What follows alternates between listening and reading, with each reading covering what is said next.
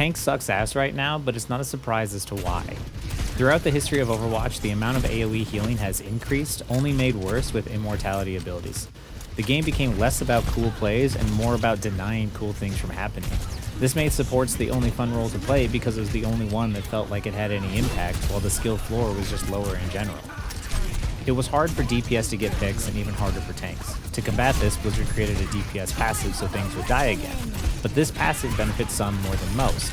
So as a tank, how much pressure you can provide is dependent on what DPS your team picks, which is not obvious to players. It's also hard to know who's been hit with the passive and who hasn't, making it confusing why fights are lost, but now DPS are the only ones with playmaking potential.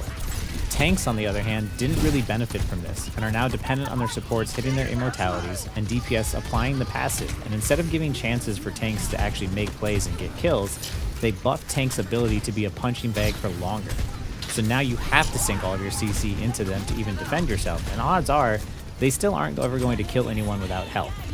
If the tank role is to ever be fun again, they need the ability to make plays on their own. Hitting a larger grab means nothing if it always requires your teammates to follow up. Tank's only role is to be punched, CC'd, and booped as long as possible in hopes their team can get picks. Because of the passive, it's not intuitive as to when you're supposed to go for a play as a tank and when you aren't, because the healing is so wildly inconsistent. People also argue for 6v6 versus 5v5, but what people need to realize is that we're still in 6v6. But the weight of the tank role has doubled now that they have health of 2 players but half the ability to make plays. If a DPS dies, you're down by 1, but if the tank dies, you're down by 2 and the fight is over. So tank buster tanks and counter swapping tanks becomes the best chance to win. And now the tanks are so much harder to kill, a tank diff is felt so much more because it takes so much more to take down a single tank without the help of your tank. This is why solo ultimate tank to kill them makes more sense than ever, but it creates a miserable experience for all tank players. As a tank, you won't be the reason your team wins, but you could be the reason your team loses.